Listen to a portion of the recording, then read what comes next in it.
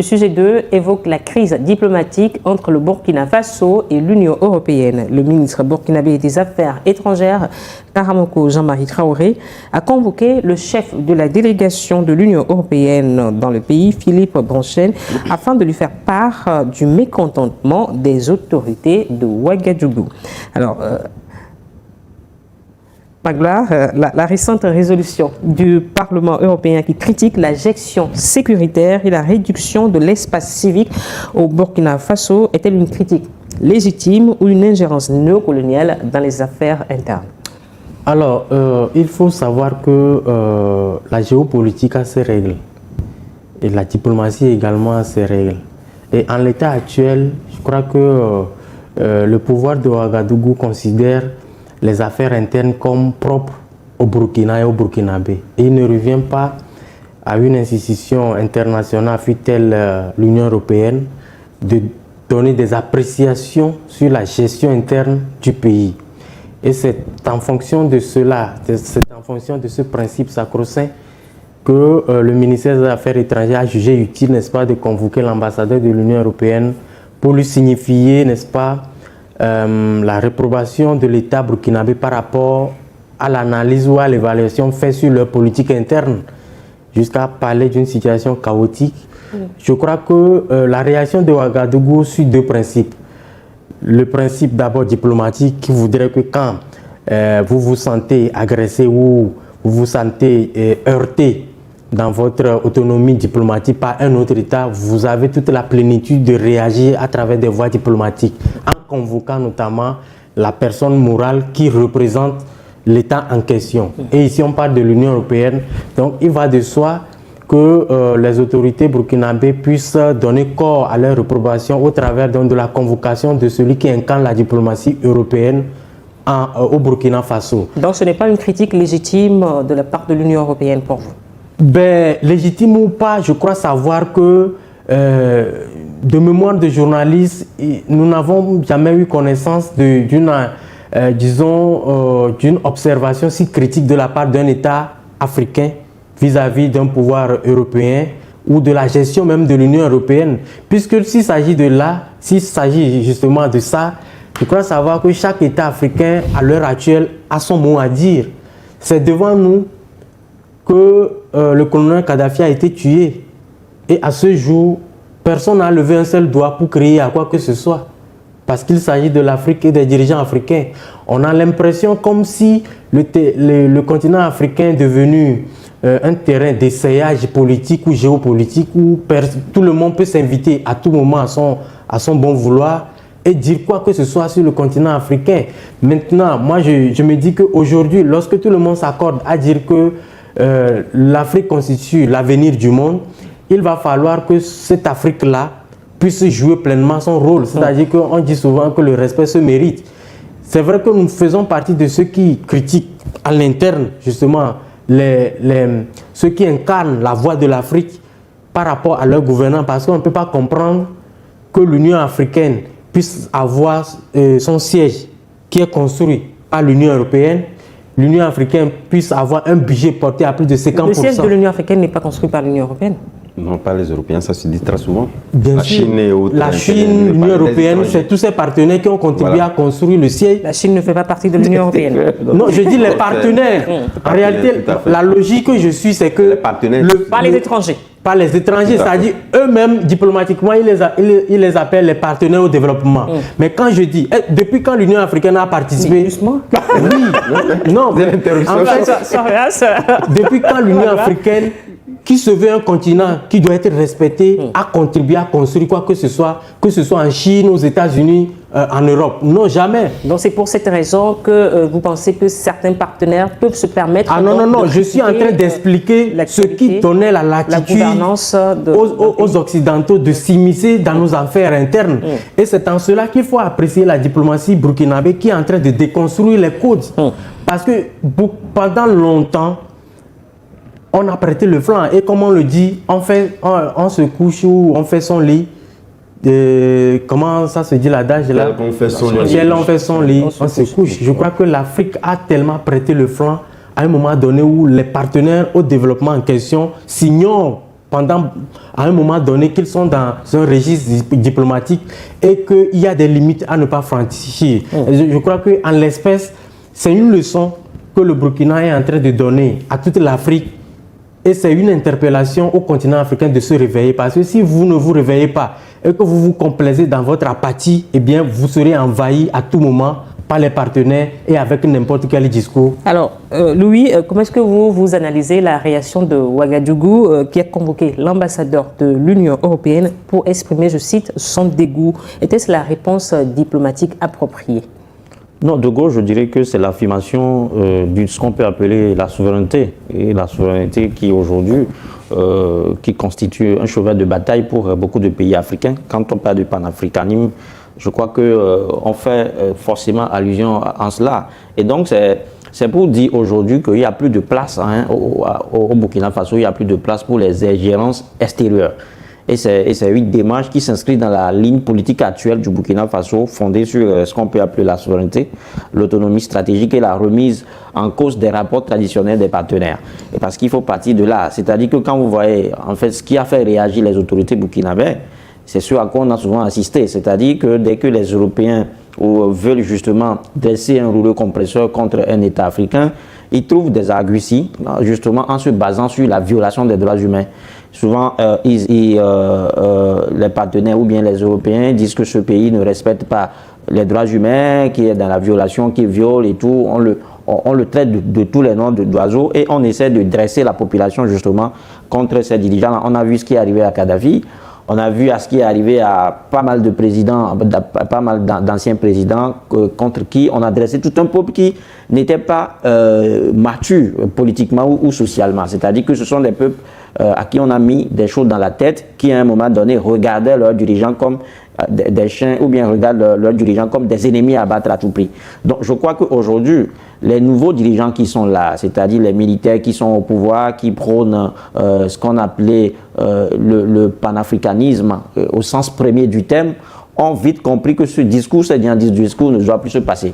Ils ne sont pas dans la rupture systématique avec les partenaires, avec les Occidentaux, mais que ce partenaire s'observe dans un respect mutuel. Donc c'est une démarche appropriée. C'est une démarche appropriée, c'est une démarche digne d'un État qui se réclame souverain ou bien qui est dans la quête de la souveraineté. C'est une démarche digne d'un État qui s'inscrit dans ce qu'on peut appeler la révolution souverainiste. C'est une démarche digne d'un président aujourd'hui qui se montre dans la quête de l'identité burkinabé. Alors Adam, les critiques européennes qui pointent l'aggravation de la crise sécuritaire, est-ce que ces critiques reflètent la réalité du terrain au Burkina Faso? Non, d'abord, il faut dissocier deux choses, puisque nous sommes dans l'ère du temps où aujourd'hui, qu'on soit dans la gouvernance, les appréciations de part et d'autre, aujourd'hui, vous ne pouvez plus être un État qui vit dans l'autarcie. Il faudrait quand même que vous ayez un regard extérieur sur ce que vous faites, mais cela donne l'appréciation également pour orienter. Ils ne sont pas forcément, là je le dis parce qu'on parle de temps en temps du panafricanisme des autres pays, des opinions qui viennent de part et d'autre. Ici, ce qu'a fait l'Union européenne, je pense que évoquer le sujet dans un espace comme espace politique, bien évidemment, le Parlement européen avec les eurodéputés, je pense que ça, c'est un choix qui incrimine les choix de gouvernance d'un pays, et ce n'est pas normal. Parlant donc de leçons, comme le disait Kevin tantôt, je ne crois pas. Est-ce que le Burkina donne les leçons? Rappelez-vous aussi, nous remontons l'histoire, il y a Abdoulaye Wade qui le faisait fréquemment. Lorsque vous Wade au Sénégal. Ouais, le Sénégal. Il y a même le Togo qui l'a fait au passage avec le ministre des Affaires étrangères Robert Doucet. Lorsque vous écoutez, que vous soyez un pays ou une union, lorsque vous prenez des distances où vous prenez des choix. Est-ce que le professeur Robert Doucet... Non, c'est pas ça le sujet, mais je vous dis... Pour que vous donnez cet exemple. Non, je dis les pays, plusieurs pays, je donne des exemples, puisque ce n'est pas le sujet, mais je vous dis, lorsque vous indexez un pays d'une manière anormale sur ses choix politiques ou de gouvernance, je pense que le pays est en droit de convoquer et de donner son appréciation par rapport à la ligne que vous prenez et que le pays n'est pas d'accord. Et de temps en temps, je pense que pratiquement tous les pays africains le font.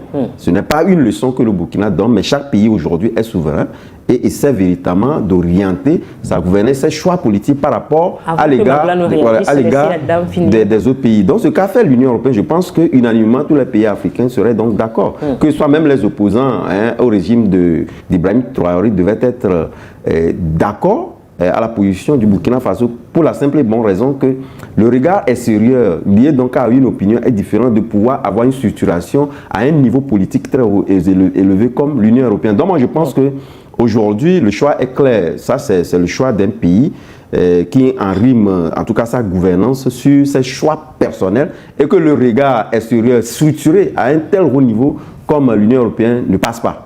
Donc, critique légitime pour vous. Vous avez répondu à la première question que j'avais posée à Magloire, mais celle que je vous pose, est-ce que ça reflète les réalités du terrain au Burkina Faso quand on parle au Parlement européen de l'aggravation de la sécurité, de la situation sécuritaire? Non, la situation sécuritaire, qu'on soit au Burkina Faso ou ailleurs, n'est pas en tout cas reluisante comme on l'aurait souhaité ou reluisante comme l'avait exprimé Ibrahim Traoré en faisant donc le coup de force au Burkina Faso. Et je pense que régulièrement, dans plusieurs sujets, nous l'avons dit. Et surtout parlant donc des libertés individuelles et collectives qui sont donc réprimées, nous le disons très souvent, puisque lorsque nous prenons la démocratie qui souhaiterait quand même qu'on ait des débats contradictoires, les gens ne peuvent pas quand même contredire la gouvernance d'un pays et qui sont tout de suite embastillés, qui sont arrêtés, qui vont être amenés au fond, etc. Et je pense que la plupart, qu'on soit à l'extérieur du Burkina Faso ou à l'intérieur, on en parle très souvent. Et là, c'est une chose. Maintenant, structurer cela à un niveau politique comme ce qu'a fait l'Union européenne en est une autre. Et ça, je pense que c'est critiquable. Magloire, vous voulez réagir? Oui, en fait, je voulais rebondir un peu sur, disons, l'analyse du confrère Adam en parlant de leçons que Ouagadougou donnerait aux autres capitales. Ce n'est pas un tour de passe-passe. Hein. Non, mais c'est pour permettre aux téléspectateurs de mieux comprendre ce que nous disons ici. Mais en réalité, il faut dire que quand vous analysez un peu la stratégie du régime burkinabé, vous comprendrez aisément qu'ils ont franchi l'étape des discours pour agir dans le pragmatisme. C'est-à-dire, on connaît aussi cette stratégie africaine qui consiste à aligner les mots, à faire dans les discours, à dire oui, on n'est pas d'accord, on est fatigué, nous sommes fatigués, mais c'est nous-mêmes qui ne sommes même pas capables. C'est pas le fatigué que j'ai indexé alors. C'est-à-dire que nous, qui créons un peu au panafricanisme, nous qui sommes fatigués tous les jours, c'est nous qui sommes incapables de placer un seul mot. Lorsque les Sud-Africains tirent à boulet rouge sur leurs propres concitoyens africains qui vivent sur leur territoire, de quel panafricanisme parlons-nous? Et si nous ne sommes même pas capables de placer un mot, lorsqu'on tue ou du moins on violente des Africains sur un sol africain, c'est en cela que je dis... Panafricanisme artificiel. Voilà, la réaction de Ouagadougou prouve que nous ne nous inscrivons pas dans la logique des discours, mais on agit. C'est-à-dire que c'est François Sangat Kuyo, le Camerounais, le grand penseur camerounais qui a dit que dans la vie, à un moment donné, si vous n'êtes pas d'accord, on se lève et puis on dit non. Et ce que le Burkina fait, ça dit clairement que ça agit comme un garçon. C'est-à-dire qu'on ne coupe pas les liens avec le monde occidental, mais on dit clairement que nous vous respectons, respectez-nous aussi également en retour. C'est-à-dire que le respect dans la diplomatie.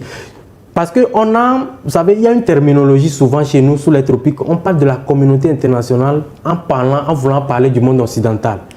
Mais depuis quand les Européens, les Américains, eux, veulent désigner l'Afrique en parlant de la communauté internationale? On n'a jamais désigné l'Afrique par communauté internationale quelque part, non. Ça voudrait dire qu'à un moment donné, c'est à cela que je dis que le respect, ça se mérite.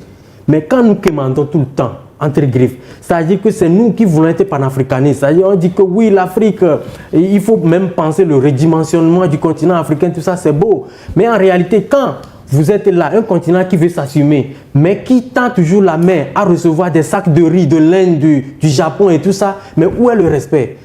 Et je ne crois pas qu'aujourd'hui le Burkina est dans la capacité, ou du moins est ce pays-là qui va recevoir 10 sacs ou 20 sacs de riz de la part d'un État, je ne sais pas, asiatique ou européen. C'est pour cette raison que vous dites que le capitaine Ibrahim Traoré impose le respect. Absolument, il impose le respect. Et quand un État européen aujourd'hui veut dialoguer avec le Burkina, je crois que ce sera en conséquence de cause. Parce qu'on sait que devant, il y a un garçon. Alors, on parle au Parlement européen de l'aggravation de la crise sécuritaire. Est-ce que ça reflète les réalités sur le terrain ou est-ce que cela ignore les efforts des autorités burkinabées dans la lutte contre l'insécurité? C'est des évaluations. Moi, je me dis, nous sommes au-delà de tout sur un terrain politique et diplomatique. On parle d'un Parlement. Ils peuvent donner leur avis. Parce que je me dis que les représentations diplomatiques, c'est aussi les renseignements. Forcément, que du moment où il y a une représentation de la diplomatie européenne au Burkina, forcément, ils ont des éléments d'appréciation. Mais qu'ils donnent leur avis, ce n'est pas encore dramatique. Mais s'ils parlent d'une réalité chaotique, alors que... Est-ce que ça, ce n'est pas un avis? Ça aussi, c'est un avis, mais est-ce à dire que les Africains aussi peuvent